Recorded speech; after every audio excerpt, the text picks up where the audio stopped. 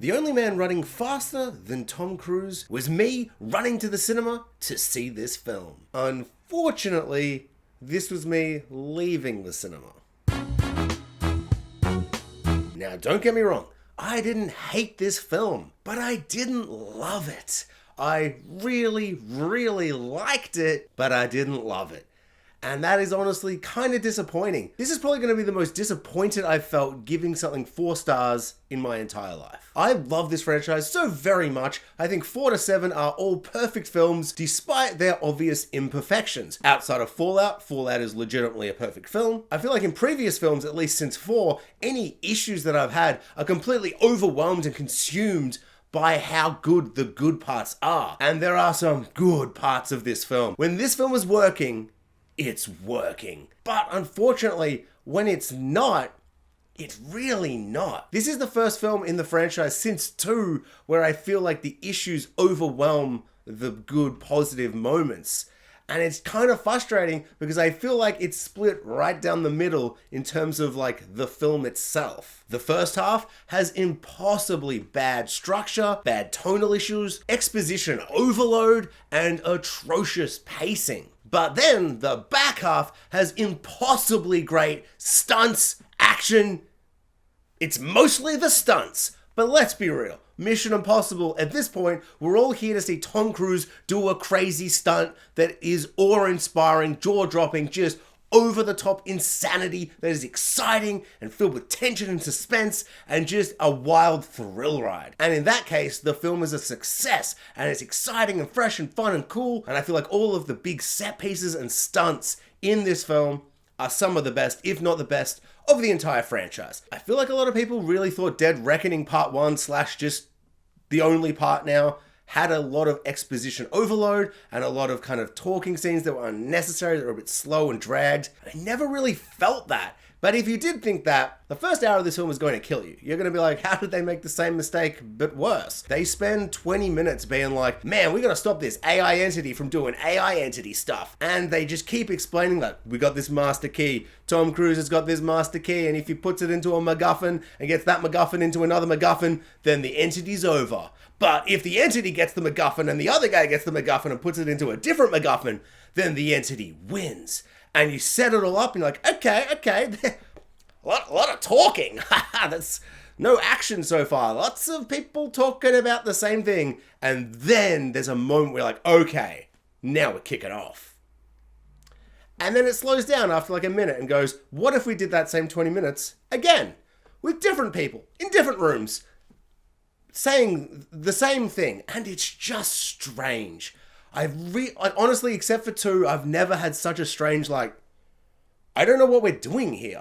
I know what's going on. Why do we keep explaining it? Why are there so many characters in this movie saying the same stuff again and again and again and again and again and again and again? And then there's another moment where it's like, now we're going to start doing a Mission Impossible. This is the mission. It's impossible. In brackets, actually very possible as long as you've got superhero / Superman Ethan Hunt, aka just Tom Cruise. And that's when the film gets really juicy, because when they're setting up all the impossible odds against him to do the big stunts and the set pieces, that's fun and exciting, because you need to set up why it's impossible so that when he does it very possibly, you're like, haha, thank God that Tom Cruise is on this mission, because otherwise, impossible. But with him, very possible. And it's just frustrating that over-exposition that just happens again and again in that first half just drags you down, it weighs you down. And so when you get to the exciting back half, you gotta kind of like shake it off and get back into the movie. This film doesn't feel 3 hours, but when you know it's 3 hours and you look at the first hour, I would cut like 45 minutes of that hour and just cut it down into 10 minutes. And then this would be a breezy 2 hours. Which is so strange, because I feel like when I saw the runtime, I'm like, good, they're giving this final reckoning. If it is the final reckoning, who's to say? Probably just depends on box office, if we're being real. I would want them to spend the time to not rush it, to give this franchise the farewell it deserves, its final hoorah, to focus on the characters and give time for these giant big set pieces. And I'm not sure if the time was used efficiently at times. For instance, Haley Atwell's character with Tom Cruise had amazing chemistry in Seven. So delightful and fun. And I don't think they were given enough time together in this film to really grow that relationship that was built so fantastically in Seven. I also think another big issue, and it comes down to character and tone, is that Simon Pegg, when he finally comes in as a main character in 4, he finally brings this final little piece of the jigsaw puzzle that makes everything just click and work and perfectly kind of come together. He's the juice that this franchise needed to go the distance. And a lot of that comes down to the humor. He's very, very funny, but often doesn't even just feel like, hey, I'm the wacky comic relief. He feels like a real character that lives and breathes in this world. He's a really fun juxtaposition to Tom Cruise. And yes, he is the comic relief, but I think there's a lot more pathos and emotion to him than just that. And I kind of feel like they forgot that whilst he has all that emotion and pathos, he is still that comic relief. Where's the funny? And then that comes into the tone issues where it's like, it's not a fun movie at times. And I think particularly in that first hour, it is quite sluggish in its tone because it's very self-serious. And I think some of the fun of Mission Impossible is kind of that it's a bit goofy, a bit silly. The masks get ripped off left, right, and center, and it's a bit absurd and stupid and dumb. And even though a lot of the time they treat it quite seriously, they interject it with this fun sense of, well, fun and humor and lightheartedness that perfectly balance it. So it's goofy, silly wackiness, but it can still be serious because there's a nuke and somebody's going to try and blow up the world. And I suppose that is serious. But I just feel like this film did not balance that tone whatsoever. It was not funny enough because the characters weren't funny, and therefore it wasn't as fun. And I think that comes down to another issue, is that this film tries to be, whether it succeeds or not, a final reckoning, a final Mission Impossible film. Spends a lot of time being like, whoa, this is the most serious one. And it kind of just loses a bit of that fun, energetic, kinetic vibe that Mission Impossible does so well. It wants to be this final film, the 8th and final Mission Impossible film, but then it doesn't respect you enough to think that you've watched the previous 7 films.